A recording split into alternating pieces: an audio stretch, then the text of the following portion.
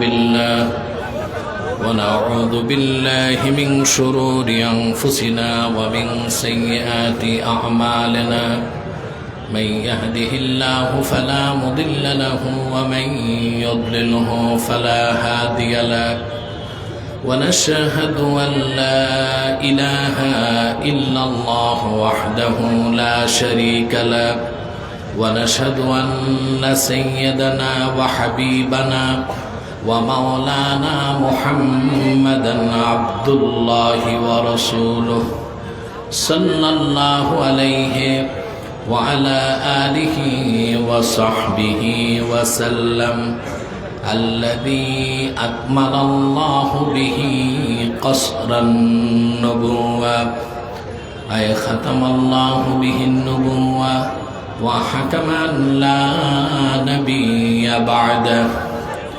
وأعلن في القرآن بالبرهان أن محمدا صلى الله عليه وسلم خاتم النبيين والمرسلين الذي أرسله بالحق بشيرا ونذيرا وداعيا إلى الله بإذنه وسراجا منيرا فقد قال الله تعالى في كلامه المجيد والفرقان الحميد أعوذ بالله من الشيطان الرجيم بسم الله الرحمن الرحيم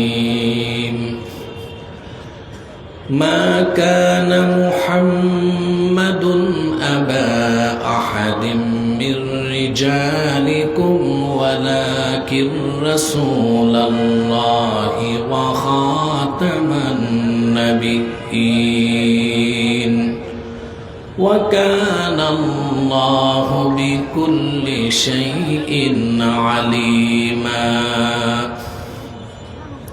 صدق الله العظيم وصدق رسوله النبي الكريم ونحن على ذلك من الشاهدين والشاكرين والحمد لله رب العالمين إن الله وملائكته يصلون على النبي يا أيها الذين آمنوا صلوا عليه وسلموا تسليما اللهم صل على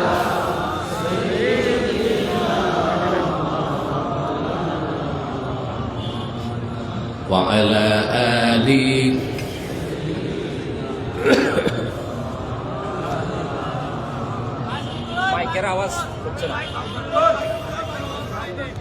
আপনারা এতগুলো মানুষ দরুদ সালামের আওয়াজ নাই কেন? সমস্যা কি অসুস্থতা না কৃপণতা? জবান খুলে পড়ুন আল্লাহুম্মা সাল্লি আলা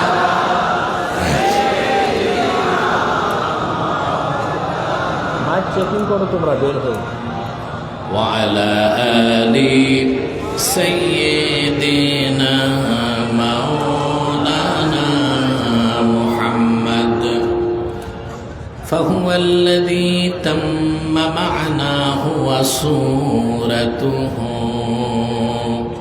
ثم وعلى آل سيدنا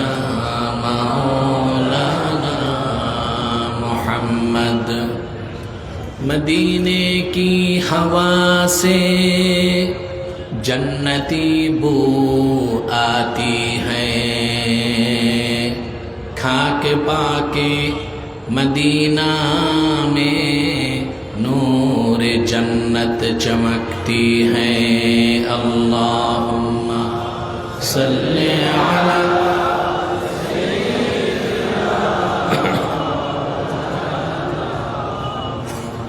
وعلى آل سيدنا لا نبي بعده بلغ العلا بكماله সাউন্ডটা পরিষ্কার হবে, ক্লিন করা আওয়াজ। حسنت جميع خصاله তুমি যে বুঝায় দাও। তাহরিকে খাতমে নবুয়ত বাংলাদেশ সিলেট মহানগর আহ্বায়ক কমিটির উদ্যোগে আয়োজিত খাতমে এজাম বিভিন্ন প্রান্ত থেকে আজকের মহতি মাহফিলে যারা উপস্থিত হয়েছেন, স্বেচ্ছায় সানন্দে স্বতঃস্ফূর্তভাবে মনের আনন্দে তাদের সকলকে অন্তরের অন্তঃস্থল থেকে জ্ঞাপন করছি মোবারক। সবটুকুন শুকরিয়া আল্লাহ সুবহানাহু ওয়া তাআলার জন্যে, যিনি আজকের এই বরকতপূর্ণ অগণিত অসংখ্য দরুদ ও সালাম আল্লাহর সৃষ্টির প্রধান আকর্ষণ বিশ্বসভার সভাপতি, সকল নবী রাসূলগণের মাথার তাজ, শামসুল হিদায়াত, বদরুদ্দুজা, সৈয়দুস সাকালাইন, ইমামুল মুরসালিন, খাতামুন নবিয়্যিন ওয়াল মুরসালিন, আফতাবে নবুওয়াত, শাহানশাহে মাওলানা মুহাম্মদ সাল্লাল্লাহু আলাইহি ওয়াসাল্লামের উপর আল্লাহ তাবারাকা ওয়া তাআলা যাকে আজ থেকে প্রায় ১,৫০০ বছর আগে প্রেরণ করেছেন সর্বশ্রেষ্ঠ ও সর্বশেষ নবী ও রাসূল হিসেবে, যার পরে আজ পর্যন্ত পৃথিবীতে অবশ্যই কোনো প্রকার নবী কিংবা রাসূল অবশ্যই আসে নাই, অবশ্যই এখনো নাই, অবশ্যই কিয়ামত পর্যন্ত আসবে। আপনারা জানেন আজকে সিলেট মহানগরে দুই পাশে দুইটা গানের কনসার্ট হচ্ছে, আর এখানে আল্লাহর কোরআনের মাহফিল হচ্ছে।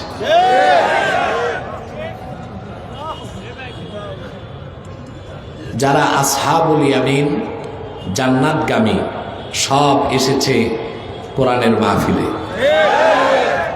যারা আসহাবুশ শিমাল জাহান্নামগামী সব গেছে কনসার্টে। আমার দৃষ্টিতে যখন প্রশাসন এসে পিছনের ৬টা মাইক বন্ধ করে দিছে, কনসার্টের ডিস্টার্ব হবে।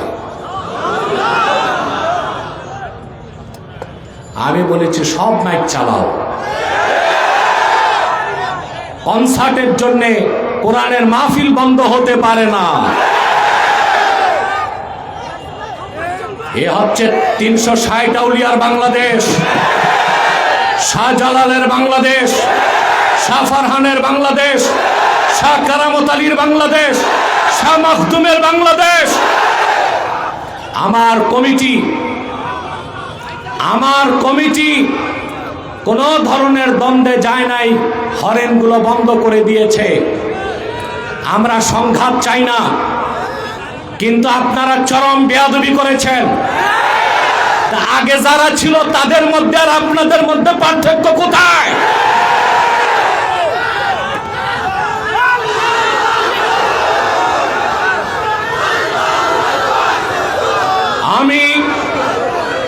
আমি আলিয়া মাঠ থেকে স্বরাষ্ট্র উপদেষ্টাকে বলছি, কারা এসে খাতমে নবুয়ত আন্দোলনের, খাতমে নবুয়তের সম্মেলনের মাইক বন্ধ করেছে, তাদেরকে শোকজ করুন, উপযুক্ত শাস্তির ব্যবস্থা করুন। বাংলাদেশের মানুষ এইরকম ন্যাক্কারজনক দৃষ্টতা মেনে নিবে না ভবিষ্যতে আরেকবার।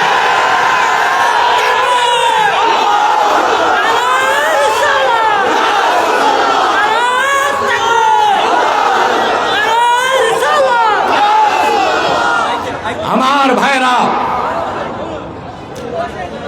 আমরা ধৈর্য ধরেছি, কিন্তু ভবিষ্যতে সাবধান করে দিচ্ছি। সম্মানিত সুধী,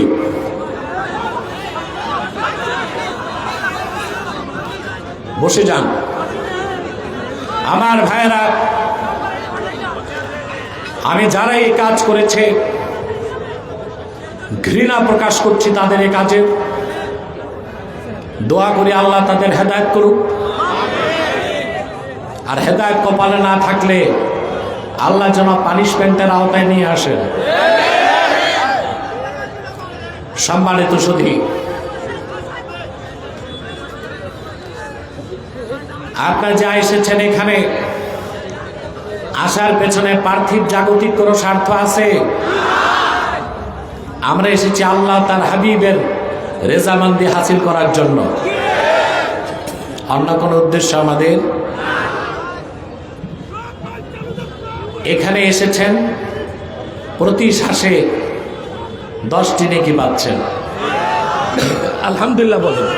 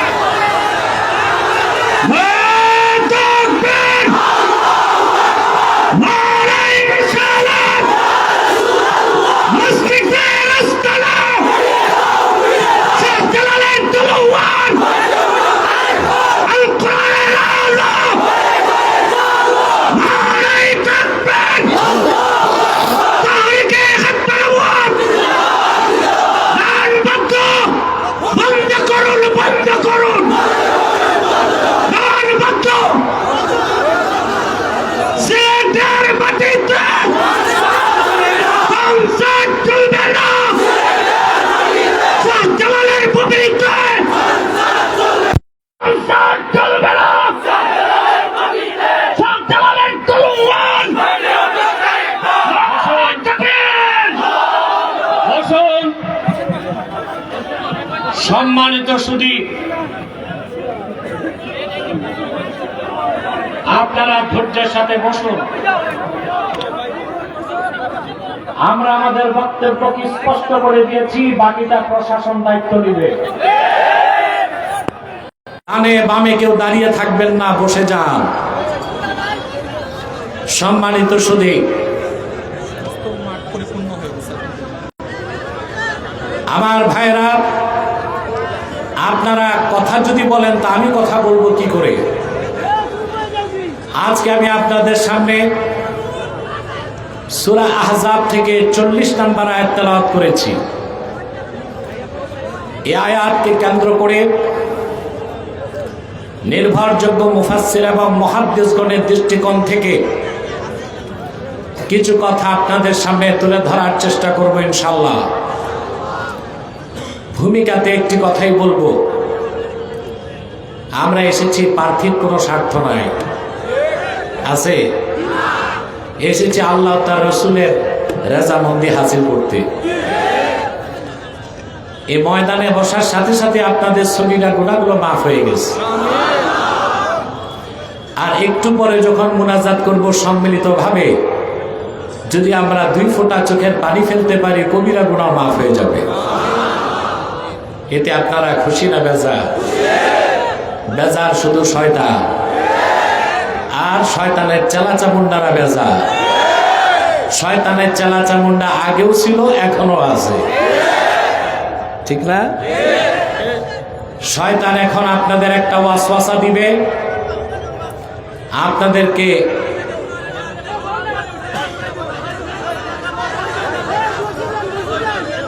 এটা সরাও।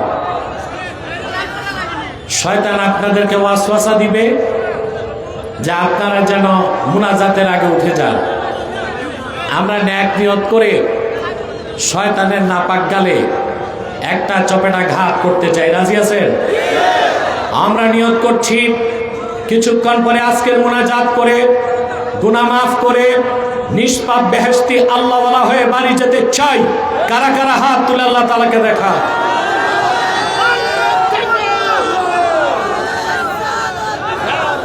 আল্লাহ কবুল করুক, আল্লাহ মঞ্জুর করুক। বলুন আল্লাহুম্মা আমিন। আমি মূল আলোচনায় প্রবেশ করছি। আমার সঙ্গে আপনারাও পড়ুন, যেন এই আয়াতের প্রতিটি শব্দের প্রতিটি অক্ষরের নূর আল্লাহ তাআলা আমাদের সিনায় বিকশিত করে দেন। পড়ুন আউযু বিল্লাহি মিনাশ শাইতানির রাজীম। বিসমিল্লাহির রাহমানির রাহিম। মা কানা মুহাম্মাদুন আবা আহাদিম মির রিজালিকুম ওয়ালাকিন রাসূলুল্লাহি ওয়া খাতামান নাবিয়্যিন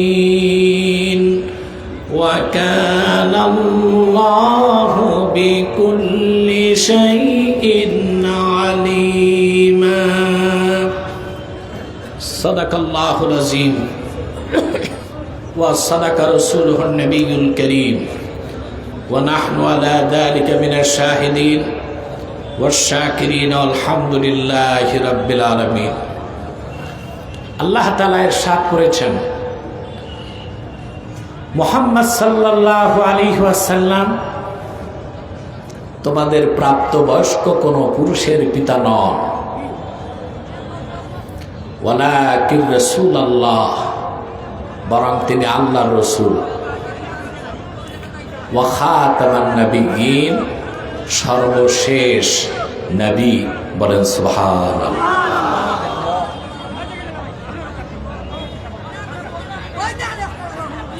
আপনারা বসে যান, ডান পাশে যারা ভাইরা বসেন, পিছনে প্যান্ডেলে কোনো জায়গা নাই, কানায় কানায় পূর্ণ হয়ে হাজার হাজার মানুষ দাঁড়িয়ে আছে। আপনারা বসে যান, একটু পিছনের লোকজন আপনাদেরকে দেখতে পায়, আমাকে দেখতে পায়। বসেন, একটু পিছনে যাও, একটু সাইডে। আল্লাহ পাক বলেন, মুহাম্মদ সাল্লাল্লাহু আলাইহি সাল্লাম তোমাদের প্রাপ্ত বয়স্ক কোনো পুরুষের পিতা নন, বরং তিনি আল্লাহর রাসূল এবং সর্বশেষ নবী। সুবহানাল্লাহ। মুহাম্মদ সাল্লাল্লাহু আলাইহি ওয়াসাল্লামকে আল্লাহ তাআলা ১৫০০ বছর আগে প্রেরণ করে নবুয়ত রিসালাতের দরজা চিরতরে বন্ধ করে দিয়েছেন। ওনার পরে আজ পর্যন্ত পৃথিবীতে অবশ্যই কোনো প্রকার নবী কিংবা রাসূল অবশ্যই আসে নাই, অবশ্যই এখনো নাই, অবশ্যই কিয়ামত পর্যন্ত আসবে না। এই বিশ্বাসটাকেই বলা হয় আকীদা খাতমে নবুয়ত। আকীদা খাতমে নবুয়ত, এটা হচ্ছে ঈমান ও ইসলামের মৌলিক বিশ্বাস। এই বিশ্বাস ছাড়া কোনো মানুষ মুসলমান হতে পারে না, মুমিন হতে পারে না। এই বিশ্বাসকে যারা অস্বীকার করে তারা নিঃসন্দেহে ইহুদি খ্রিস্টানের জঘন্য কাফের।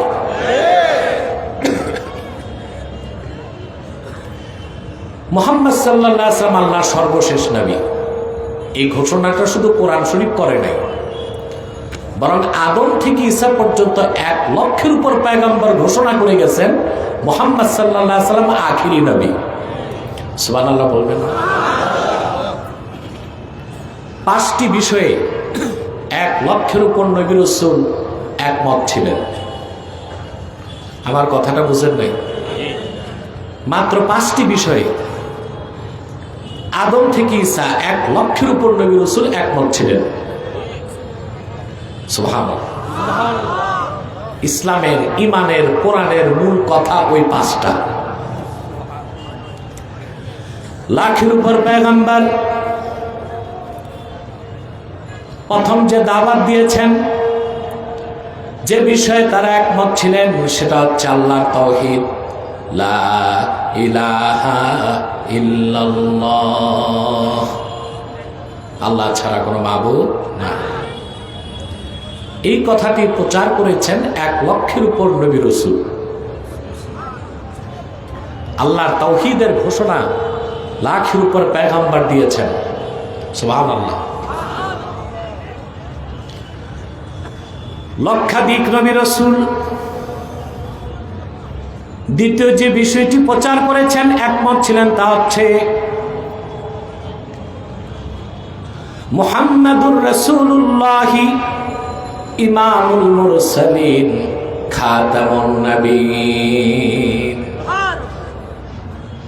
মুহাম্মদ সাল্লাল্লাহু আলাইহি ওয়াসাল্লাম সমস্ত নবী রাসূলগণের নেতা এবং তিনি সর্বশেষ নবী। এই কথাটি প্রচার করেছেন আদম থেকে ঈসা পর্যন্ত 1 লক্ষের উপর নবী। সুবহান। যত নবী এসেছেন আল্লাহর পক্ষ থেকে এই কথাটির প্রচার তারা করে গেছেন। প্রত্যেক পয়গম্বর তার কওমের কাছে আল্লাহর একত্বের দাওয়াত দিয়েছেন, লা ইলাহা ইল্লাল্লাহ, আল্লাহ ছাড়া কোনো মাবুদ নাই। সাথে এই কথাও প্রচার করেছেন মুহাম্মদ সাল্লাল্লাহু আলাইহি সাল্লাম আল্লাহর সর্বশেষ নবী। সুবহানাল্লাহ বলবেন না? তাহলে মুহাম্মদ সাল্লাল্লাহু আলাইহি সাল্লাম আল্লাহর সর্বশেষ নবী, এটা কি শুধু কোরআনের ঘোষণা, না তাওরাতের, জাবুরের, ইনজিলের, 100 সহিফা এবং বাকি 3টা কিতাবের? বলেন সুবহানাল্লাহ।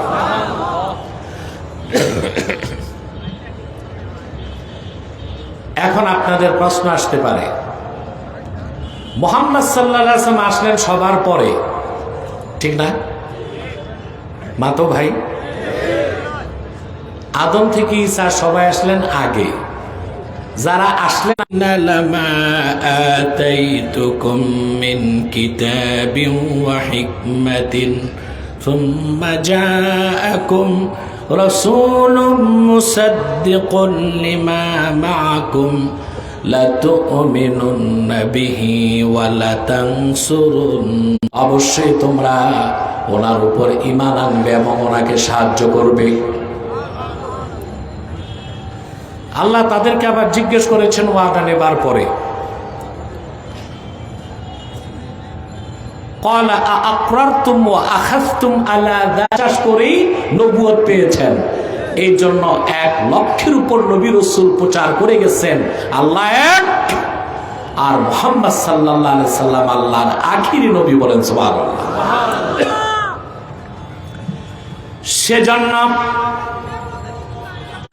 সেজন্য সকল পয়গম্বর জানতেন মুহাম্মদ সাল্লাল্লাহু আলাইহি সাল্লাম আল্লাহর শেষ নবী। বলেন সুবহানাল্লাহ। তারা প্রচার করে গেছেন মুহাম্মদ সাল্লাল্লাহু আলাইহি সাল্লাম আল্লাহর শেষ নবী। এই আকীদা খাতমে নবুয়তের কথা কোরআনে তো আছেই, তাওরাতেও ছিল, জাবুরেও ছিল, ইনজিলেও ছিল, 100 সহিফাতেও ছিল। সেজন্য ইসলামের মৌলিক বিশ্বাস, এই বিশ্বাস ছাড়া কোনো মানুষ মুসলমান হতে পারে না।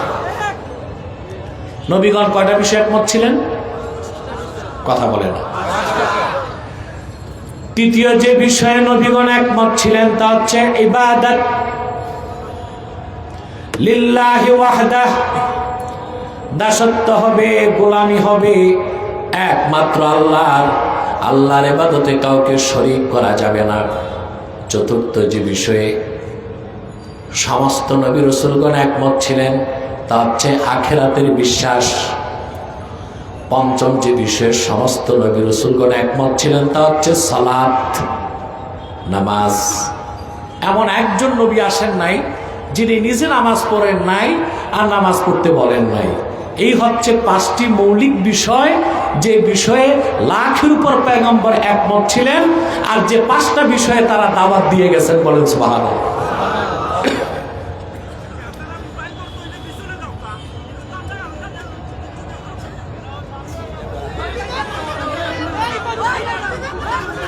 তোমরা বসে যাও, ইউটিউবার ভাইরা তোমরা বসে যাও।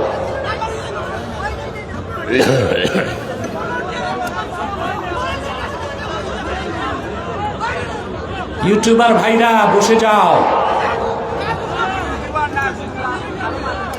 ইউটিউবার ছাড়া যারা আছো শ্রোতা, ডান পাশ থেকে সরে যাও, পিছে যাও।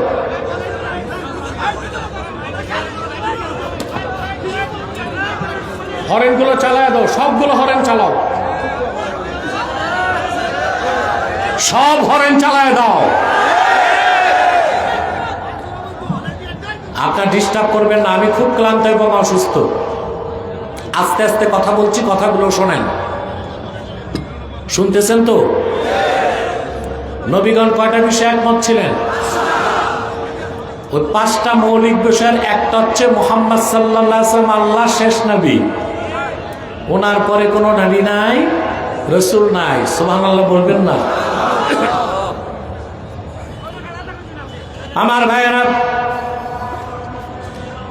আল্লাহ রাব্বুল আলামিন বলেন, মা কানা মুহাম্মাদুন আবা আহাদিন মির রিজালিকুম ওয়ালাকিন রাসূলুল্লাহি ওয়া খাতামান নাবিয়্যিন। মুহাম্মদ সাল্লাল্লাহু আলাইহি ওয়াসাল্লাম তোমাদের কোনো প্রাপ্তবয়স্ক পুরুষের পিতা নন। কিন্তু আমরা তো জানি আল্লাহর হাবিবের 4 জন ছেলে সন্তান ছিল। কয়জন? আর আল্লাহ বলতেছেন মুহাম্মদ সাল্লাল্লাহু আলাইহি সাল্লাম তোমাদের প্রাপ্তবয়স্ক কোনো পুরুষের পিতা নন। প্রশ্ন আসে না? মাতো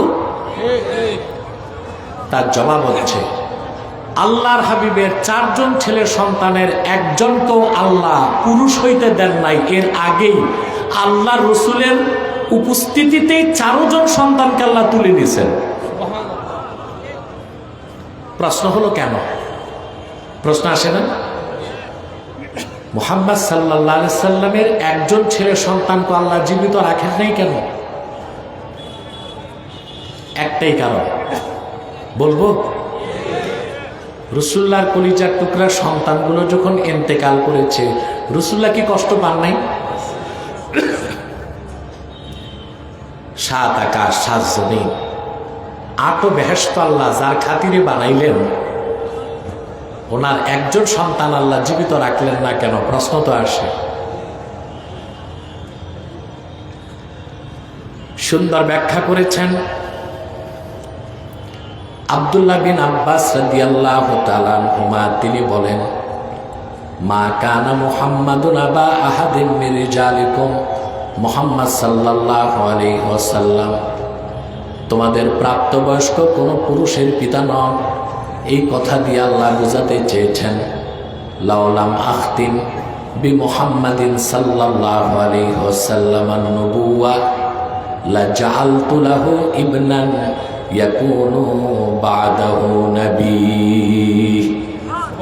যদি আমি মুহাম্মদ সাল্লাল্লাহু আলাইহি ওয়াসাল্লামকে প্রেরণ করে নবুয়ত রিসালাতের দরজা বন্ধ করার সিদ্ধান্ত না নিতাম, আমি অবশ্যই মুহাম্মদ সাল্লাল্লাহু আলাইহি ওয়াসাল্লামের একজন ছেলে সন্তানকে জীবিত রাখতাম, যাকে আমি মুহাম্মদ সাল্লাল্লাহু আলাইহি সাল্লামের পরে নবী বানাই দিতাম। যেহেতু আমি আল্লাহ সিদ্ধান্ত, আদম সৃষ্টির আগে আমি সিদ্ধান্ত নিয়েছি মুহাম্মদ সাল্লাল্লাহু আলাইহি ওয়াসাল্লাম আমার শেষ নবী, ওনার পরে কোনো নবী নাই, কোনো রসুল নাই, সেজন্য আমি আমার নবীর একজন ছেলে সন্তানকেও জীবিত রাখলাম না। শুধু এই কথার প্রমাণ দেবার জন্য মুহাম্মদ সাল্লাল্লাহু আলাইহি সাল্লাম আমার আখিরি নবী। এই কথার প্রমাণ দেবার জন্যে আমি মুহাম্মদ সাল্লাল্লাহু আলাইহি সাল্লামের জীবন, আমি মুহাম্মদ সাল্লাল্লাহু আলাইহি সাল্লামের উপস্থিতিতে ওনার কলিজার টুকরা 4 জন সন্তানকে তুলে নিয়েছি। সুবহানাল্লাহ কইবার। এরপর আল্লাহ স্পষ্ট করে দিলেন মুহাম্মদ সাল্লাল্লাহু আলাইহি ওয়াসাল্লাম আল্লাহর শেষ নবী। এই সিদ্ধান্ত আল্লাহ নিয়েছেন আদম সৃষ্টির আগে। আমাদের অনেক স্কলার বা স্কলার নামধারী স্ক্রু ড্রাইভার আছে, বক্তার প্রবক্তার তো অভাব নাই। এরা আমাদেরকে বিভ্রান্ত করে। মাইকম্যান, ডান পাশে একটা আওয়াজ বিল্ডিং এ লেগে কানে আসে, ওইটা কমায় দাও। না, আওয়াজটা কম হোক, ক্লিন হোক, বোঝা যাচ্ছে? মনোযোগ আছে? ঘুমান না তো কেউ? দেখবো কে কে ঘুমান, হাত উঠান। সেজন্য আমি বলি হুজুগে বাঙালি না, না বুঝে বাঙালি। সম্মানিত সুধী, কিছু স্কলার বলে যে আল্লাহর হাবিব মুহাম্মদ সাল্লাল্লাহু আলাইহি সাল্লাম 40 বছর বয়সে নবুয়ত পেয়েছেন, এর আগে ওনার কোনো কাজ আমাদের আদর্শ না। জাহেল, মূর্খ, মুনাফিক ছাড়া কেউ এই কথা বলতে পারে না। পারে? আরে জাহেল, তোমরা বুঝো না, মুহাম্মদ সাল্লাল্লাহু আলাইহি সাল্লাম আল্লাহর আখির নবী, শেষ নবী। এই ঘোষণাটা আল্লাহ দিয়েছেন তখন আদমের যখন কোনো অস্তিত্ব ছিল না। সুনান তিরমিজির হাদিস, এক ব্যক্তি রাসূলুল্লাহকে প্রশ্ন করলেন, মাতা কুনতা নবিয়া, আপনি কখন থেকে নবী? সুবহানাল্লাহ। এ ব্যাপারে কিছু রওয়ায়াত আছে মওযু, এটা বাদ দিলাম, সহিটা বলি। হ্যাঁ, আল্লাহর হাবিব বলেছেন,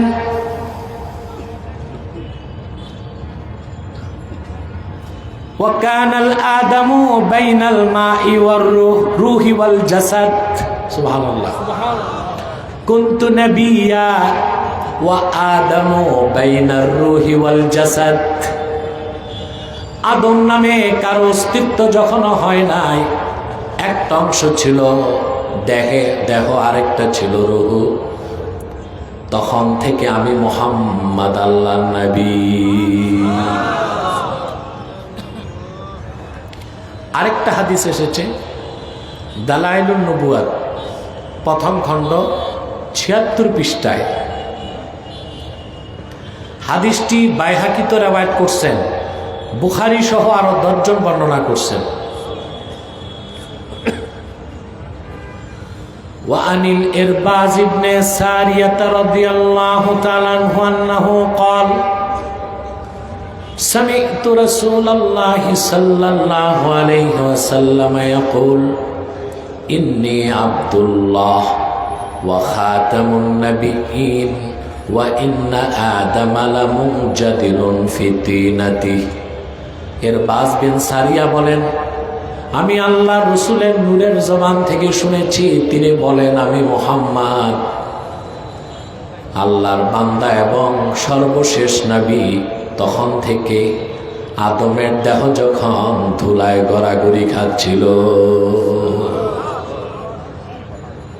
সেজন্যই তো মুহাদ্দিসগণ একমত, সরাসরি কোরআন নাজিলের আগে গারে হেরাতে রাসূলুল্লাহ ইবাদত করছেন না? কথা বলেন, করছেন না? যেটাকে বুখারী শরীফে বলা হয়েছে তাহান্নুস। কি বলা হয়েছে? মুহাদ্দিসগণ বলেছেন রাসূলুল্লাহ যে ইবাদত করছেন তখন তো কোরআন নাজিল হয় নাই, তো পূর্বের কোন নবীর শরীয়তের অনুসরণে ইবাদত করছেন? প্রশ্ন আসে না? কথা বলেন। কেউ কেউ বলছেন ইব্রাহিম আলাইহিস সালামের শরীয়তের অনুসরণে আল্লাহর ইবাদত করছেন। 30টা মত মুহাদ্দিসগণ উল্লেখ করছেন। কতটা? 29টাই উপযুক্ত জবাব না, একটা জবাব উপযুক্ত, যা সমস্ত আল্লাহওয়ালা বুজুর্গরা গ্রহণ করছেন। সেটা কি? ওয়াকানা ইয়াতাআব্বাদু বিমা ইউলকা ইলাইহি মিন নূরিল মারিফা। কোরআন নাজিলের আগেও রাসূলুল্লাহ গারে হেরাতে যে আল্লাহর ইবাদত করতেন, পূর্বের কোন নবীর অনুসরণ করতেন না, সরাসরি মারেফতের নূর থেকে তিনি জানতেন কি ইবাদত করতে হবে, সেই হিসেবে তিনি আল্লাহর ইবাদত করতেন। বলে সুবহানাল্লাহ। তাহলে রাসূলুল্লাহর বয়স যখন 40, তখন তিনি নবুয়ত পেয়েছেন। অতএব এর আগে উনি যে কাজ করছেন আমাদের আদর্শ না, এটা জাহেলের কথা, জালেমের কথা, মুনাফিকের কথা। তার মানে হচ্ছে আল্লাহর হাবিব মুহাম্মদ সাল্লাল্লাহু আলাইহি ওয়াসাল্লাম ওনার নবুয়তের ঘোষণা, উনি আল্লাহর আখির নবী, সেই ঘোষণা আল্লাহ করেছেন আদম সৃষ্টির আগে। আর মুহাম্মদ সাল্লাল্লাহু আলাইহি সাল্লামের আগমন ঘটেছে ১৫০০ বছর আগে। ওনার নবুয়তের প্রকাশ ঘটেছে ৪০ বছর বয়সে। সুবহানাল্লাহ। তাহলে আল্লাহ স্পষ্ট করে দিলেন মুহাম্মদ সাল্লাল্লাহু আলাইহি সাল্লাম সর্বশেষ নবী। সুবহানাল্লাহ। আল্লাহ বুঝাই দিলেন, যদি আমি মুহাম্মদ সাল্লাল্লাহু আলাইহি সাল্লামকে প্রেরণ করে নবুয়ত রিসালাতের দরজা বন্ধ না করতাম, তো মুহাম্মদ সাল্লাল্লাহু আলাইহি সাল্লামের ৪ জন সন্তানের একজনকে জীবিত রাখতাম, যাকে আমি পরে নবী বানাই দিতাম। যেহেতু আদম সৃষ্টির আগে আমার সিদ্ধান্ত আমার শেষ নবী মুহাম্মদ সাল্লাল্লাহু আলাইহি সাল্লাম, সেজন্য মানুষের মনে যেন সামান্য সন্দেহ সৃষ্টি না হয়, আমি মুহাম্মদ সাল্লাল্লাহু আলাইহি সাল্লামের উপস্থিতিতেই ওনার ৪ জন সন্তানকে, ছেলে সন্তানকে আকাশে উঠায়া জান্নাতবাসী করে দিয়েছি। সেজন্য আল্লাহ বলেছেন, মা কানা মুহাম্মাদুন আবা আহাদিম মির রিজালিকুম, মুহাম্মদ সাল্লাল্লাহু আলাইহি সাল্লাম তোমাদের প্রাপ্ত বয়স্ক কোন পুরুষের পিতা নন। ওয়ালাকির রাসূলুল্লাহ, বরং তিনি আল্লাহর রাসূল। তার মানে এই পৃথিবীর সকল ঈমানদারই মুহাম্মদ সাল্লাল্লাহু আলাইহি সাল্লামের রূহানি সন্তান। সুবহানাল্লাহ বলেন। আল্লাহর হাবিব আমাদের রূহানি পিতা। সুবহানাল্লাহ বলবেন। এই জন্য কেউ যদি বলে আল্লাহ রসুল আমাদের বড় ভাইয়ের মতো, আমরা মনে করি ওইটা বিশ্বব্যাপক। কি মনে করি? বরং আল্লাহ রসুল বলেছেন, সাহাবায়ে কেরামকে বলেছেন, আনা লাকুম কাল ওয়ালিদ, সাহাবীরা আমি তোমাদের পিতার মতো। সুবহানাল্লাহ। তিনি আল্লাহ রসুল, আল্লাহ রসুলের ৪ জন ছেলে সন্তানকে আল্লাহ বেহেশতবাসী করেছেন ওনার উপস্থিতিতে, আর সমস্ত উম্মতকে আল্লাহ ওনার রূহানি সন্তান হিসেবে কবুল করে নিয়েছেন। বলেছেন, কথা খেয়াল করতেছেন? কষ্ট হচ্ছে? মনোযোগ আছে? এরপর আল্লাহ আবার বলে দিলেন, ওয়া খাতামান নাবিয়্যিন, মুহাম্মদ সাল্লাল্লাহু আলাইহি সাল্লাম শেষ নবী। এখানে একটা সূক্ষ্ম ব্যাখ্যা আছে। খাতামা ইয়াখতিমু খাতমুন শব্দের সবগুলো অর্থই শেষ। অর্থ কি? অন্য কোনো অর্থ করা, আমার দিকে তাকাও, অন্য কোনো অর্থ করা যায় না। যেমন সালাত, সালাতের এক অর্থ নামাজ, সালাতের এক অর্থ দোয়া, সালাতের এক অর্থ রাহমাত। একই শব্দের অর্থ কি? কথা বলে। সম অর্থ কি? এটা আল্লাহ 2 অর্থে নিয়েছেন। সম অর্থ সুকুত, চুপ থাকা, আবার সম অর্থ পানাহার থেকে বিরত থাকা। অর্থ কয়টা? যেমন ইয়া আইয়ুহাল্লাযীনা আমানু কুতিবা আলাইকুমুস সিয়ামু কামা কুতিবা আলাল্লাযীনা মিন ক্বাবলিকুম লাআল্লাকুম তাত্তাকুন।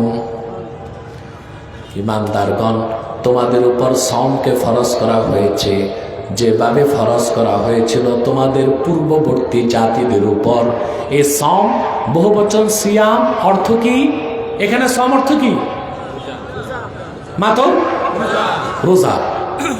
এটা হচ্ছে ইমসাক অর্থে, ইমসাকুল বাতন আনিল আকলি ওয়াশ শুরবি ওয়াল ফারজ আনিশ শাহওয়াত ক্বাবলা তুলুইশ শামসি ইলা গুরুবিহা।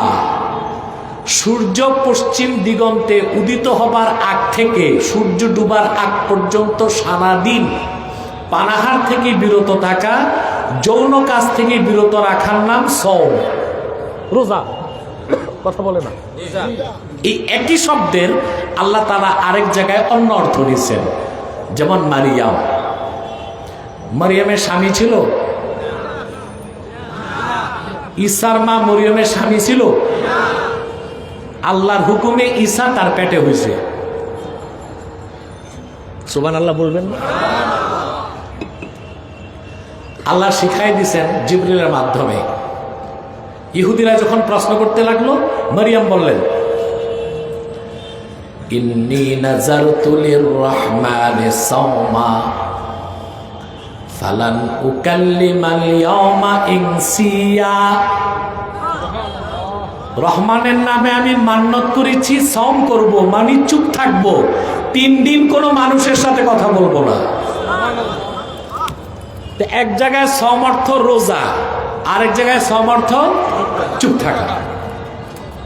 দরবা ইয়াদ্রিবু দরবুন অর্থ কি? মারা। কিন্তু আল্লাহ দরবুন শব্দ থেকে 3টা অর্থ নিচ্ছেন। কয়টা? কথা বুঝতেছেন? আল্লাহ বলেন, وآخرون يضربون في الأرض يبتغون من فضل الله। মুহাম্মদ সাল্লাল্লাহু আলাইহি সাল্লামের সাহাবীগণের মধ্যে এমন কিছু মানুষ আছে যারা জমিনে চলাফেরা করে আল্লাহ প্রদত্ত রিজিক অন্বেষণ করার জন্য। এখানে আল্লাহ দরাবা ইয়াদ্রিবু থেকে ইয়াদ্রিবুন অর্থ নিয়েছেন হাঁটাহাঁটি করা। কি অর্থ? আরেক জায়গায় আল্লাহ বলেন, ওয়া তিলকাল আমসালু নাদরিবুহা লিন্নাস। এসব হচ্ছে এক্সাম্পল, উদাহরণ আমি মানুষের জন্য উপস্থাপন করি। একই শব্দ, অর্থ কি? কথা বলেন। আরেক জায়গায় আল্লাহ বলেন, মুসাকে বলছেন, ফাদরিব বিআসাকাল হাজার। মুসা তুই লাঠি দিয়া পাথরে মার। দরবা ইয়াদ্রিবু দারবুন থেকে আল্লাহ 3টা অর্থ নিয়েছেন, হাঁটাহাঁটি, উদাহরণ দেওয়া, মারা। কথা বলেন। কিন্তু আল্লাহ তার হাবিবের খাতমে নবুয়তের কথা বলতে যে শব্দটা নিলেন, ওয়া খাতামান নবীন, এই খাতামা ইয়াখতিমু খাতমুনের যত অর্থ সব অর্থ শেষ। সুবহানাল্লাহ বলেন। যেন মানুষের মনে কোনো সন্দেহের অবকাশও না থাকে। সুবহানাল্লাহ কইবেন। যেমন সূরা বাকারা শুরুতে আল্লাহ বলেন, ইন্নাল্লাযীনা কাফারু সাওয়াউন আলাইহিম আআনযারতাহুম আম লাম তুনযিরহুম আল্লাহু আলা কুলুবিহিম ওয়া আলা সামইহিম ওয়া আলা আবসারিহিম গিশাওয়া ওয়া লাহুম আযাবুন আযীম। কারণ আল্লাহ ওই কাফেরদের অন্তরে সিল মেরে দিয়েছেন। কি মারছেন? এখানে খাতামা শব্দের অর্থ কি? সিল মেরে দিয়েছেন। সুবহানাল্লাহ। তাদের অন্তরসমূহে আল্লাহ সিল মেরে দিয়েছেন,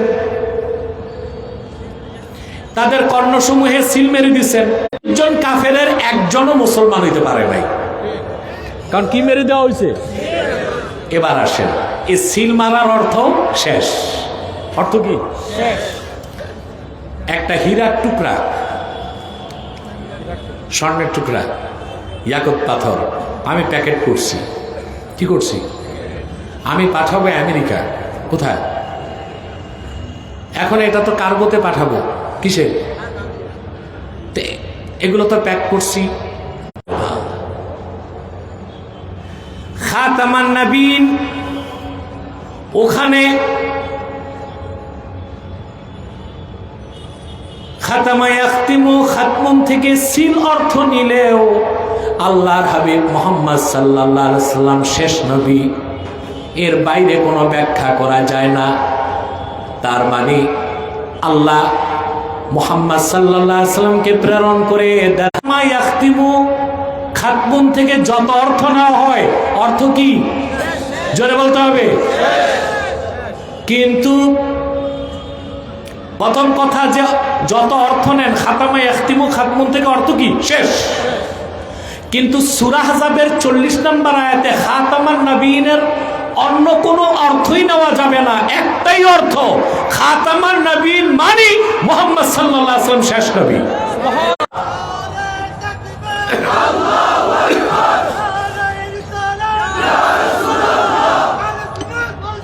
জিন্দাবাদ। আমার ভাইরা কথা শুনতেছেন তো ভালো করে? না আর সাউন্ড দরকার নাই, যথেষ্ট আছে। মনোযোগ দিয়ে শোনেন কথাগুলো। রাসূল করিম সাল্লাল্লাহু আলাইহি ওয়াসাল্লাম নিজেই ব্যাখ্যা করেছেন। فجعل الناس يطوفون به সুবহানাল্লাহ সুবহানাল্লাহ। আমি মুহাম্মদ সাল্লাল্লাহু আলাইহি সাল্লামের উদাহরণ আর পূর্বের লাখের উপর নবীদের উদাহরণ হচ্ছে কামাসালি রাজুলিন, একজন ব্যক্তির মতো যে ব্যক্তি একটা প্রাসাদ নির্মাণ করছে, সুবহানাল্লাহ, ফাহসানাহু ওয়া আজমালাহু, বিল্ডিংটাকে সুন্দর করার জন্য যত সৌকর্য করা দরকার ছিল সব করছে, শুধু একটা ইটের। আল্লাহর হাবিব বলেন, আল্লাহ রাব্বুল আলামিন আদম থেকে ঈসা পর্যন্ত লাখের উপর নবী রাসূল দিয়া নবুয়তের ইমারত তৈরি করেছেন। নবুয়তের ইমারতে একটা ইট বাকি ছিল, ফাআনাল লাবিনা ফাআনা খাতামুন নবীন, আমি মুহাম্মদ সাল্লাল্লাহু আলাইহি ওয়াসাল্লাম। জামাতের না, শুধু বাতিল ফেরকা যারা আছে ওদেরও বিশ্বাস এটাই, মুহাম্মদ সাল্লাল্লাহু আলাইহি সাল্লাম আল্লাহর সর্বশেষ নবী ও রাসূল। ওনাকে প্রেরণ করে নবুয়ত রিসালাতের দরজা আল্লাহ ১৫০০ বছর আগে বন্ধ করে দিয়েছেন। ওনার পরে আজ তো কোনো প্রকারই নবী আসে নাই, রাসূল আসে নাই, কিয়ামত পর্যন্ত আসবে না। তিনি বনী ইসরাইলের নবী, ওই পরিচয় থাকবে, কিন্তু দাজ্জালকে হত্যা করতে তিনি যখন আকাশ থেকে নামবেন তখন তার পরিচয় হবে মুহাম্মদ সাল্লাল্লাহু আলাইহি ওয়াসাল্লামের উম্মত। বলেন সুবহানাল্লাহ। আমার দেশের অনেক মৌলবী সাহেব প্যাঁচ লাগায় দেয়। কি লাগায় দেয়? হানাফি মাযহাবের শ্রেষ্ঠ আকীদার কিতাব শারহু ফিকহিল আকবার, দারুন নাফায়েস, লেবানন, বৈরুতের ছাপ। সিরিয়া তো এখন সুন্নিদের হাতে, ঠিক না? তো অনেক মাওলানা শুরু করে দিছে যে মনে হচ্ছে কাল পরশু ইমাম মাহদি বের হয়ে যাবে। এগুলো হচ্ছে ভিডিও ভাইরাল করার ধান্দা। কোন আলেমের সন্তানই জানা নাই যে মাহদি কখন প্রকাশ। তোমরা বসো, ইমন সবাই বসো। তো বক্তারা এগুলো বলে কেন? ভিউজ বাড়াইতে, বুঝলেন না? আমাদের এই বিশ্বাস রাখতে হবে মাহদির আত্মপ্রকাশ ঘটবে কিয়ামতের আগে। হতে পারে ওটা 2030 সাল বা 40 সাল বা 2054 সাল।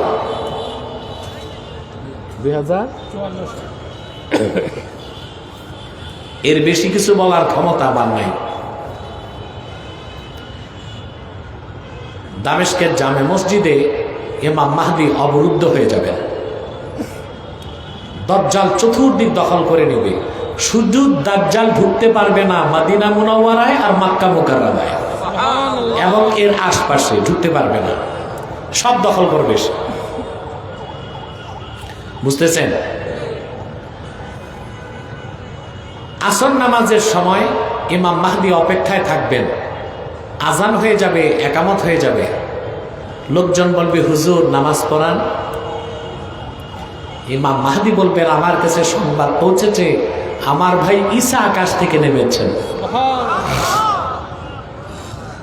লোকজন দৌড়ায় বাইরে বের হবে। দামেস্কের জামে মসজিদের পূর্ব পাশের মিনারা দিয়ে হযরত ঈসা আকাশ থেকে নামবেন। আকাশ থেকে দুইজন ফেরেশতার কাঁধে ভর দিয়ে নামবেন। এটা আল হাবিলিল ফাতাওয়া ইমাম সুয়ুতি উল্লেখ করছেন। নামায় দেওয়া হবে দামেস্কের জামে মসজিদের ছাদে, পূর্ব পাশের মিনারা দিয়ে তিনি নেমে আসবেন। আসর নামাজের আজানও শেষ, একামত ভিতরে কে থাকবেন? মাতো ঢুকবেন কে? পরিষ্কার আকীদার কিতাবে লেখা আছে ফায়ুশিরুল মাহদি ইলা ঈসা ইবনে মারইয়াম বিত্তাকাদ্দুম। হযরত ইমাম মাহদী ইশারা করে হযরত ঈসাকে বলবেন আপনি নামাজ পড়ান। হযরত ঈসা নামাজ পড়াবেন না, মাহদীকে বলবেন আপনি পড়ান, আমি পিছনে ইক্তেদা করব।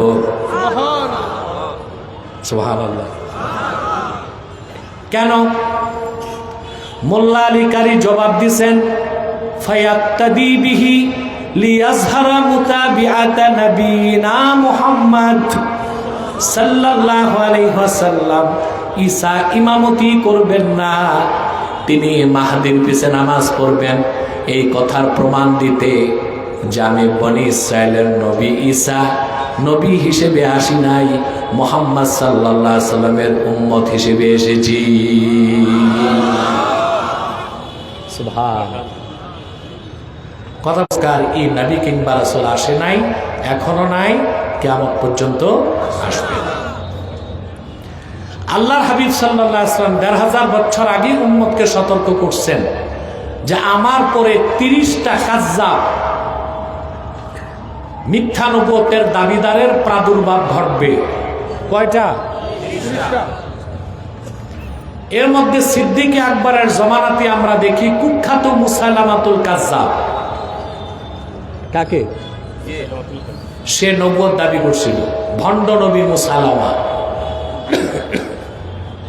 তাকে হত্যা করতে আবু বকর সিদ্দিক রাদিয়াল্লাহু তাআলা আনহু খালেদ সাইফুল্লাহর নেতৃত্বে ৩০,০০০ সাহাবী পাঠালেন। কত হাজার? ৩০,০০০। মনোযোগ দিয়ে শোনেন, রাসূল করিম সাল্লাল্লাহু আলাইহি ওয়াসাল্লামের নূরের জমানায়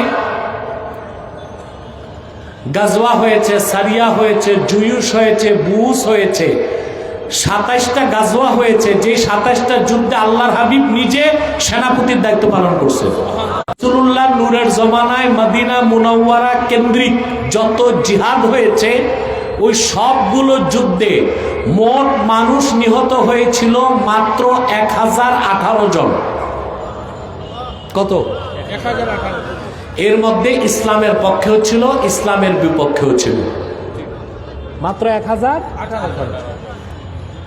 অথচ শুধুমাত্র মিথ্যা নবুয়তের দাবিদার মুসাইলামাতুল কাজ্জাবকে হত্যা করতে যেদিন সাহাবায়ে কেরাম গেলেন, ওই একদিনের যুদ্ধে ২৪০০ সাহাবী শাহাদাত বরণ করছেন। কত? ২৪০০। এর মধ্যে ৭০০ সাহাবী ছিলেন কোরআনের হাফেজ। হযরত ওসমান আতঙ্কিত হয়ে গেলেন এবং সিদ্দিক আকবরের নির্দেশে তিনি কোরআন শরীফের নুসখা লিখিয়ে লিখিয়ে সারা মুসলিম বিশ্বে ছড়াই দিয়েছেন যে একটা যুদ্ধেই তো ৭০০ হাফেজ সাহাবী শহীদ হয়ে গেছে। তাহলে ইসলামের ১০ বছরে রাসূলুল্লাহর নূরের জমানায় মদিনা মুনাওয়ারার ১০ বছরের জিন্দেগিতে এতগুলো গাজওয়া হলো, সারিয়া হলো, জুয়ুশ হলো, বুয়ুস হলো, যুদ্ধ হলো, মোট মানুষ নিহত হয়েছিল ১০১৮ জন। আর মিথ্যা নবুয়তের দাবিদার মুসাইলামাকে হত্যা করতে যে, আকীদা খাতমে নবুয়তের বিশ্বাসকে প্রতিষ্ঠিত করতে যে একদিনের যুদ্ধে ২৪০০ সাহাবী শাহাদাত বরণ করছেন। তাতে কি বোঝা যায় না খাতমে নবুয়তের আন্দোলন সবচেয়ে বড় আন্দোলন? তাতে কি বোঝা যায় না খাতমে নবুয়তের জিহাদ সবচেয়ে বড় জিহাদ? কিন্তু আমার দেশে যারা রাজনীতি করে, এমনকি দাড়িওয়ালা টুপিওয়ালা যারা ইসলামের ব্যানারে রাজনীতি করে, তারাও নির্বাচনের আগে তাদের ম্যানিফেস্টোতে এই কথা উল্লেখ করে না যে আমরা ক্ষমতায় গেলে কুখ্যাত কাফের কাদিয়ানীদেরকে অমুসলিম ঘোষণা করব। আমরা নির্বাচনের আগে ঘোষণা চাই, যেই দলই ওয়াদা করবে উলামায়ে কেরাম সারা বাংলাদেশে আন্দোলন করে তুলবে, সেই দলকে ক্ষমতায় পাঠাতে ইনশাআল্লাহ। রাজি আছেন? খাতমে নবুয়তের আন্দোলন, খাতমে নবুয়তের বিষয়টা ছোট করে দেখার কোনো সুযোগ নাই। কথা বুঝতেছেন? মুসাইলামাতুল কাজ্জাবকে হত্যা করা হলো। মুসাইলামাকে হত্যা করছে যে, সে হলো ওয়াহশী। কে? এই ওয়াহশী ছিল সেই লোক যে আল্লাহ রসুলের আপন চাচা আমির হামজাকে হত্যা করছিল। ওয়াহশী যখন রাসূলুল্লাহর কাছে ক্ষমা চাইতে এসেছে, ওয়াহশী বলেন, আমি আমার বর্ষা দিয়া আমির হামজার সিনায় আঘাত করলাম। সৈয়দুস শুহাদা, মহান শহীদদের মহান নেতা আমির হামজার দেহটা উহুদে লুটায় পড়ছে। আবু জেহেলের হিংস্র স্ত্রী হেন্দা যে আমির হামজার সিনা বিদীর্ণ করছে, হেন্দা কাঁচা কলিজা বের করে চাবাইছে। আমির হামজার নাক কান কেটে মালা পরিধান করে নেচেছে। রাসূলুল্লাহ উহুদ ময়দানে দাঁত শহীদ হয়েছিল, এত ব্যথা পান নাই।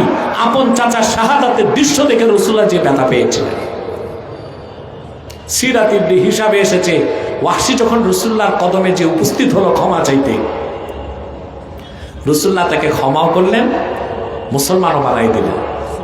শুধু একটা কথা বললেন, গিভ আন্নি ওয়াজহাক, তোমারে ক্ষমাও করছি, মুসলমানও বানাই দিছি, আমার থেকে দূরে সরে যাও। তুমি কাছে আসলে আমার চাচার কথা মনে হয়, আমার আর সহ্য হয় না। আল্লাহর হাবিবের কদম থেকে দূরে যে আকাশ পানে তাকিয়ে ওয়াহশী বলল, আয় আল্লাহ, তোমার হাবিবের সবচেয়ে প্রিয় মানুষ আপন চাচা হামজাকে শহীদ করে তোমার হাবিবের মনে যে কষ্ট দিয়েছি, তোমার হাবিবের সবচেয়ে বড় শত্রুকে আমার হাতে হত্যা না করায়া আমি ওয়াহশীর তুমি মৃত্যু দিও না। আল্লাহ তার দোয়া কবুল করে নিলেন। মিথ্যা নবুয়তের দাবিদার মুসাইলামাকে হত্যা করতে যখন খালেদ সাইফুল্লাহ বাহিনী নিয়ে গেলেন, ওয়াহশী গেছেন, অপেক্ষায় আছেন যে আমার দোয়া তো কবুল হয়েছে মনে হয়। আজ আল্লাহর হাবিবের আর আল্লাহর সবচেয়ে বড় শত্রু মিথ্যা নবুয়তের দাবিদার মুসাইলামার হত্যাটা আমার হাতেই হবে। তিনি বলেন, আমি দেখি সামনে মিথ্যা নবুয়তের দাবিদার মুসাইলামা দাঁড়ায় আছে, বর্ষাটা হাতে নিলাম, আপাত মস্তক শক্তি হাতের মধ্যে পুঞ্জীভূত করে মিথ্যা নবুয়তের দাবিদার মুসাইলামার সিনায় গেঁথে দিলাম। এক মুহূর্তেই কাজ্জাব জাহান্নামের কীট মুসাইলামা জাহান্নামে চলে গেছে। যুগে যুগে যখনই মিথ্যা নবুয়তের দাবিদারদের আবির্ভাব ঘটেছে, উম্মতের মুসলমান হরতাল করে নাই, পিকেটিং করে নাই, মিছিল করে নাই, তরবারি দিয়া ফায়সালা করছে। ঠিক কিনা? কি দিয়া ফায়সালা করছেন? আমার ভাইরা, আমার বন্ধুরা, আমার আল্লাহ নূর নবীজি আমার মুহাম্মদ সাল্লাল্লাহু আলাইহি ওয়াসাল্লামের ইসলাম ও কোরআনের হাজার হাজার হাজার বছর পরে ইংরেজ আমলে এক শয়তান নিজকে নবী দাবি করছে। ভারতের কুখ্যাত, পাঞ্জাবের কুখ্যাত, গুরুদাসপুরের কুখ্যাত কাদিয়ানে এক শয়তান ইংরেজদের 5 গোলাম মিথ্যা নবুয়ত দাবি করছে। ওই শয়তানটার নাম রেখেছিল তার বাপ মির্জা গোলাম আহমদ কাদিয়ানি। সাবধান, তাকে গোলাম আহমদ বলা যাবে না, কারণ গোলাম আহমদ অর্থ আহমদ এর গোলাম, কোন কুখ্যাত শয়তানের কুখ্যাত গোলাম। এই শয়তানটারে তৈরি করছিল ইংরেজরা। কারা? কুখ্যাত কাফের কাদিয়ানি, কাদিয়ানের কাজ্জাব। সে প্রচার করলো যে 1857 সালে কোরআন শরীফ বাজেয়াপ্ত হয়ে গেছে। নাউজুবিল্লাহ বলবেন না?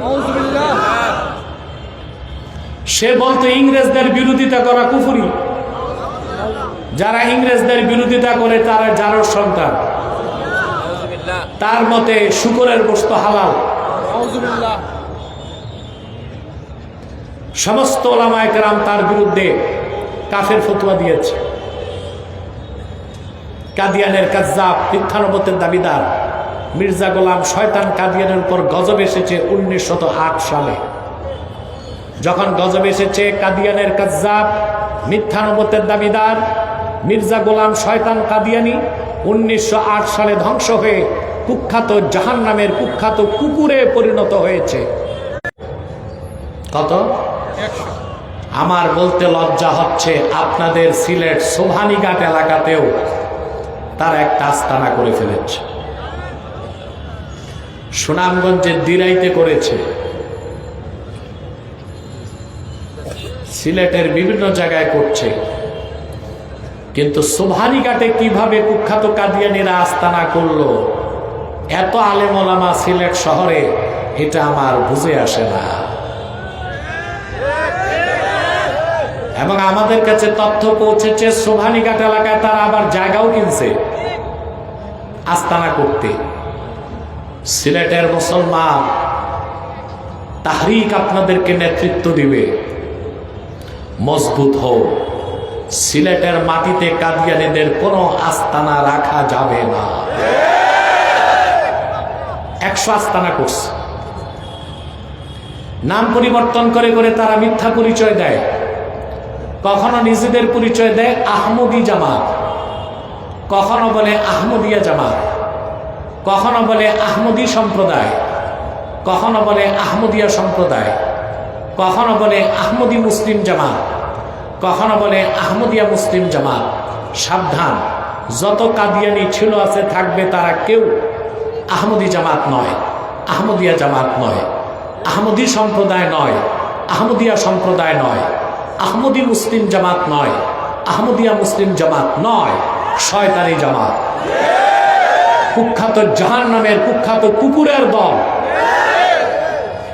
আমাদের সকল দলের মতের একটাই দাবি, কি জনপুর, কি ফুরফুরা, কি ফুলতুলি, কি বাদরপুর, কি কওমি, কি আলিয়া, কি হেফাজত, কি জমিয়ত, কি মজলিস, কি বিএনপি, কি জামাত, সকল মাসলাকের সকল রাজনৈতিক দলের মুসলমানদের একটাই দাবি, অনতি বিলম্বে স্বাধীন বাংলায় শয়তান কাদিয়ানীদেরকে রাষ্ট্রীয়ভাবে অমুসলিম ঘোষণা করতেই হবে, করতেই হবে, করতেই হবে।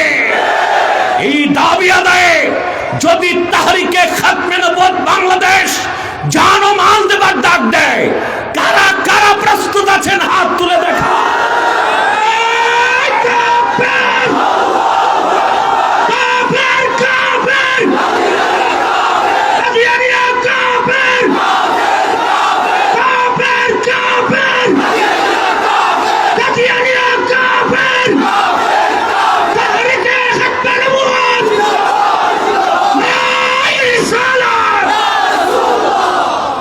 আমার প্রিয় ভাইয়েরা, বাংলাদেশে বিভিন্ন রাজনৈতিক দলে কাদিয়ানীদের দালাল ঢুকে আছে। কাদিয়ানীদের বিরুদ্ধে কথা বললেই দালালরা হইচই করে। বাংলাদেশে সংবিধান লেখা হয়েছে শুধু সংখ্যালঘুদের অধিকার রক্ষায়, আর এই দেশটার মালিকানা যাদের মুসলমান তাদের অধিকার রক্ষায় সংবিধান লেখা হয় নাই। এই আকামটা করে গেছে ডক্টর কামাল। কে? ও তো জন্মসূত্রেই ছিল মাদারজাত নাস্তিক। এ সংবিধানে আকামটাও করে গেছে। এখন কথা হচ্ছে রিকনস্ট্রাকশন অফ কনস্টিটিউশন, সংবিধান বদলাবে, বদলাও, কিন্তু ইসলাম ও মুসলমানের স্বার্থের সাথে সাংঘর্ষিক একটা কনসেপ্ট, অনুচ্ছেদ সংবিধানে থাকতে পারবে না। তোমাদের গণতন্ত্র, তোমাদের ধর্মনিরপেক্ষতা কি এটাই শিখায় যে সংখ্যালঘুদের অধিকার রক্ষা করবা? অপরদিকে কাদিয়ানীরা কাফের, কিন্তু নিজেদেরকে তারা মুসলিম দাবি করে আমাদের অধিকারকে ক্ষুণ্ণ করতেছে। কাফেরদের উপাসনালয় মসজিদ হতে পারে না, তারা তাদের উপাসনালয়কে মসজিদ বলে আমাদের অধিকারকে ক্ষুণ্ণ করছে। তোমরা সংখ্যালঘুদের অধিকার রক্ষার কথা বলো, কাদিয়ানীদের অধিকার রক্ষার কথা বলো, মুসলমানদের অধিকার ক্ষুণ্ণ করে এই ধান্দাবাজি চলবে না বাংলাদেশে। হিন্দুরা আছে অমুসলিম পরিচয়, হিন্দুদের বিরুদ্ধে আমরা মিছিল করি। খ্রিস্টানরা আছে অমুসলিম পরিচয়, থাকতেই পারে, একটা দেশে হিন্দু থাকবে না, কিন্তু অমুসলিম পরিচয় আছে। খ্রিস্টানরা আছে অমুসলিম পরিচয়, কাদিয়ানীরা তো তাদের চেয়েও বড় কাফের, তাদেরকেও থাকতে হবে অমুসলিম পরিচয়, মুসলিম পরিচয় দিতে পারবে না। হিন্দুদের উপাসনালয় মন্দির মসজিদ হতে পারে না, খ্রিস্টানদের উপাসনালয় গির্জা মসজিদ হতে পারে না, বৌদ্ধদের উপাসনালয় প্যাগোডা মসজিদ হতে পারে না, কাদিয়ানীদের উপাসনালয়ও মসজিদ হতে পারে না, ওইটাও একটা শয়তানি আস্তানা।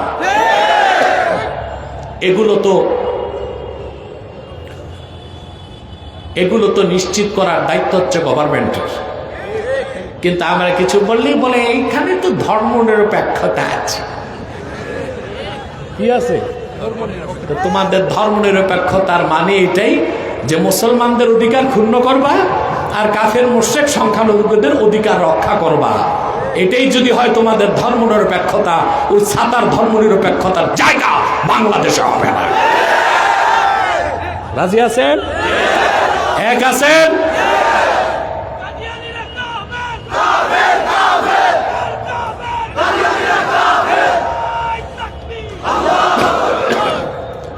আরেকটা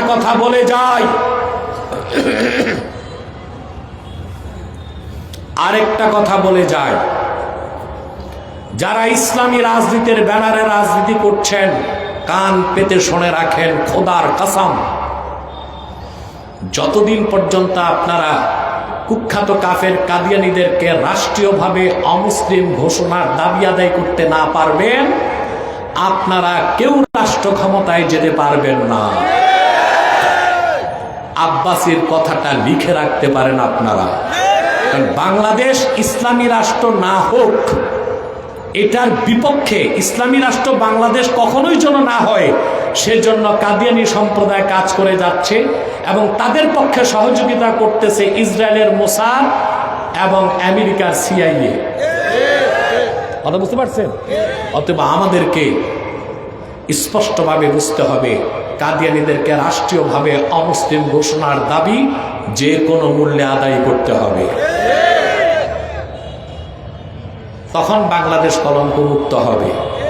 আর যেদিন বাংলাদেশ কলঙ্কমুক্ত হবে, তারপরে আন্দোলন করলে, রাজনীতি করলে বাংলাদেশকে একটা ইসলামী রাষ্ট্র বানানো সম্ভব হবে। কথা বুঝতে পারছেন? শোনেন মুসলমান, অতএব স্পষ্ট মনে রাখবেন, কাদিয়ানীদের উপাসনালয়কে কখনো মসজিদ বলবেন না, এতে ঈমান নষ্ট হয়ে যাবে। হিন্দুদের যেমন মন্দির, খ্রিস্টানদের গির্জা, বৌদ্ধদের প্যাগোডা, কাদিয়ানীরা তাদের চেয়ে বড় কাফের, তাদের উপাসনালয় হচ্ছে একটা শয়তানি আস্তানা। মনে থাকবে?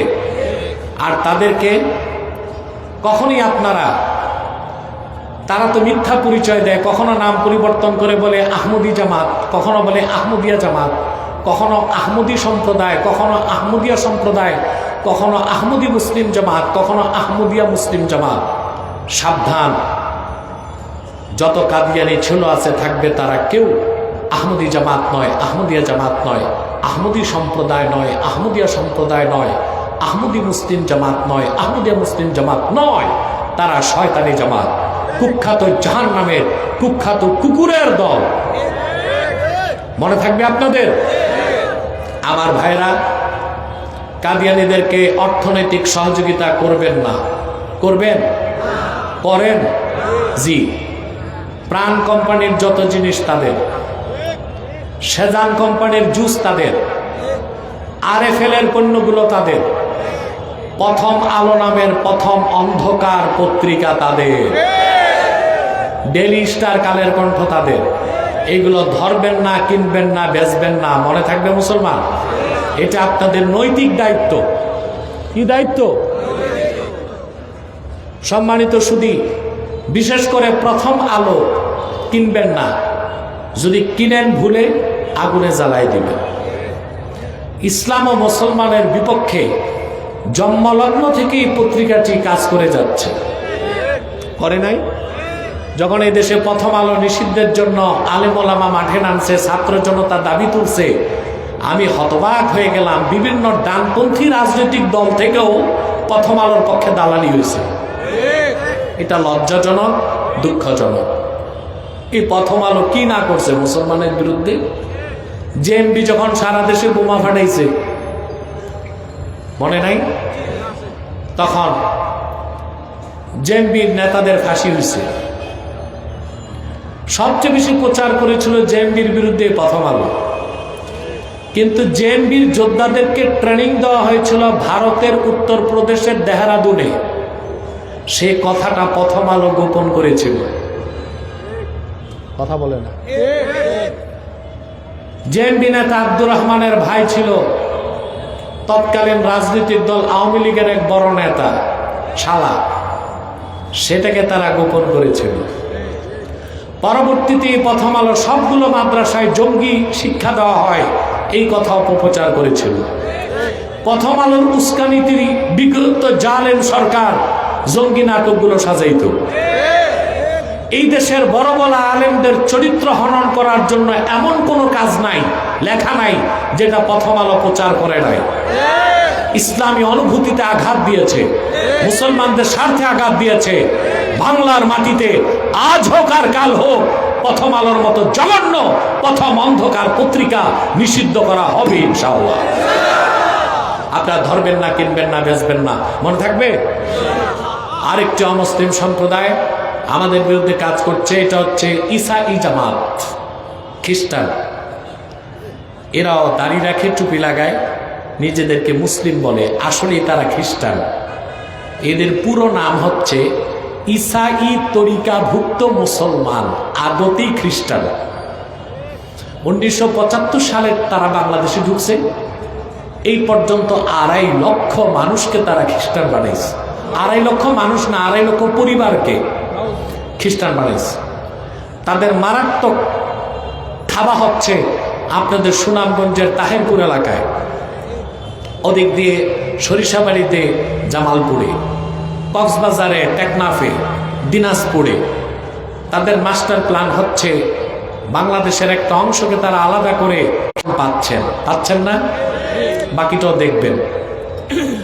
এই ঈসাই জামাতের বিরুদ্ধে খ্রিস্টানদের এই ছদ্মবেশী ধোঁকাবাজ দল থেকে সাবধান। তৃতীয় আরেকটা ফেরকার কথা বলে দিই, এটা হচ্ছে হিজবুত তাওহীদ। এটা আসলে হিজবুত তাওহীদ না, হিজবুত শয়তান। এদের একটাই কাজ, এরা মানুষকে বুঝায় দেশে যত পীর আর আলেম সব ধর্ম ব্যবসায়ী। এটা ইসরায়েলের মুসাদের পরামর্শে চলে। এর মানে হচ্ছে জনগণকে আলেমদের থেকে সরায় দেওয়া। আপনারা জানেন যে বকরির পালের কোনো রাখাল নাই, ওই বকরি যায় বাঘের পেটে। আর যে কমের নেতৃত্বে আলেমরা নাই, ওই কম যায় বিজাতির খপ্পরে। ঠিক না? তাহলে হিজবুত তাওহীদ একটা বাতিল ফেরকা, একটা কাফের জামাত। এদের ব্যাপারে সাবধান থাকবেন। পারবেন তো মুসলমান? প্রিয় আমার সিলেটবাসী মুসলমান ভাইরা, তাহরিকে খাতমে নবুয়ত বাংলাদেশ আপনাদেরকে নেতৃত্ব দিচ্ছে। আপনারা যে কোনো রাজনৈতিক দলের মুসলমান, যে কোনো মাসলাকের মুসলমান, যে কোনো মাদ্রাসার ছাত্র আমাদের সংগঠনে ইমানি দায়িত্ব হিসেবে কাজ করতে পারবেন ইনশাআল্লাহ। আমি সিলেট মহানগর আহ্বায়ক কমিটির জন্য দোয়া চাই। বিশেষ করে যুক্তরাজ্য শাখার দায়িত্ব যাকে দিয়েছে আমি, আব্দুল নূর মোহন, তার বাড়ি তো সিলেট মৌলভীবাজার। তো সিলেট অঞ্চলের দায়িত্বটাও সে পালন করছে, আলহামদুলিল্লাহ বলেন। আমি দুঃখ বেদনার সাথে বলছি, সে খুব অসুস্থ, হসপিটালাইজড ছিল, আজকে বাসায়, তো আসতে পারে নাই। আপনার দোয়া করবেন মোহনের জন্য, আল্লাহ যেন তাকে বিনা অপারেশনে সুস্থ করে দেন। তার ভাই ইমন এসেছে। আপনারা জানেন মোহন একটি সেবামূলক প্রতিষ্ঠান পরিচালনা করছে, ইনসানিয়া ট্রাস্ট। গরিব দুঃখী মানুষের ট্রিটমেন্ট করা, কম পয়সায় সহজে যেন মুমূর্ষু রোগীকে ঢাকা পৌঁছানো যায়। ইনসানিয়া ট্রাস্টের অনেকগুলো অ্যাম্বুলেন্স সিলেট শহরে আপনারা দেখছেন না? তে সেবামূলক প্রতিষ্ঠানটাও সে চালাচ্ছে। দোয়া করবেন আল্লাহ যেন মানব সেবার জন্য তাকে কবুল করেন। তার ছোট ভাই ইমন এসেছে, দোয়া করবেন। আমাদের সিলেট মহানগরে আগে কাজ করতেন, এখনো ভবিষ্যতে করবেন, চান্দাই পীর সাহেব আছেন, দোয়া করবেন তার জন্য। আমাদের মুতল্লি মাজার শরীফের মুতল্লির ছোট ভাই শাহজালাল রহমতুল্লাহর দরগা শরীফের মুতল্লি সাহেবের ছোট ভাই মুফতি মঈনুদ্দিন, তিনিও আছেন, তার জন্য দোয়া করবেন। আমাদের সভাপতি মাওলানা শিব্বির আহমদ কোথায়? এই তো আছে, দোয়া করবেন ইনশাল্লাহ। এবং মহানগর এই এই এই তোমরা কি আউলিয়া কেরাম? তোমাদের কি মুনাজাত লাগবে না? বসে যাও। তো আমাদের মহানগর কমিটিতে মনোয়ার হোসেন মান্না কই আসে নাই, একটু দেশের বাইরে আছে, তার জন্য দোয়া করবেন আপনারা। হবিগঞ্জ কমিটিও এসেছে স্টেজে, তাদের জন্য দোয়া করবেন। আল্লাহ কবুল করুক, মঞ্জুর করুক, বলুন আল্লাহ আমিন। এখানে তাহিরপুর থেকেও কিছু লোকজন এসেছে, আমাদের কমিটির দোয়া করবেন, আল্লাহ যেন সকলকে কবুল করেন, মঞ্জুর করেন, বলুন আল্লাহ আমিন। আমি আপনাদেরকে বলবো, আমরা মোনাজাতের আগে একটু একবার সূরা ফাতিহা পড়ি, 3 বার সূরা ইখলাস, 11 বার ইস্তেগফার।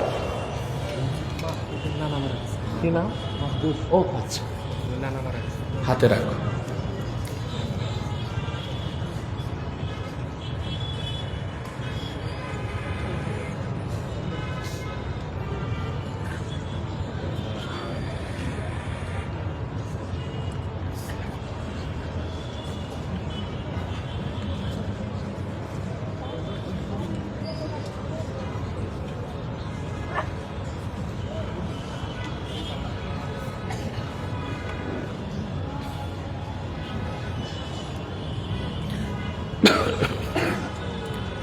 আমার কিছু কিতাব স্টেজে আছে, নিয়ে যাবেন। নির্বাচিত তাফসির প্রথম খণ্ড সূরা ফাতিহার তাফসির, নির্বাচিত তাফসির দ্বিতীয় খণ্ড সূরা ইখলাস, সূরা ইনশিরাহ, 2টা সূরার তাফসির। আর বুখারী শরীফের প্রথম যে হাদিস, নিয়তের হাদিস, ওই হাদিসের উপর একটি ব্যাখ্যা গ্রন্থ আছে, মুনাজাতের পর নিয়ে যাবেন ইনশাআল্লাহ। প্রশ্ন আনো, আপনারা যদি অনুমতি দেন, কয়েকটা প্রশ্ন এসছে, আমি উত্তর দিয়ে মোনাজাত করি, কি বলেন?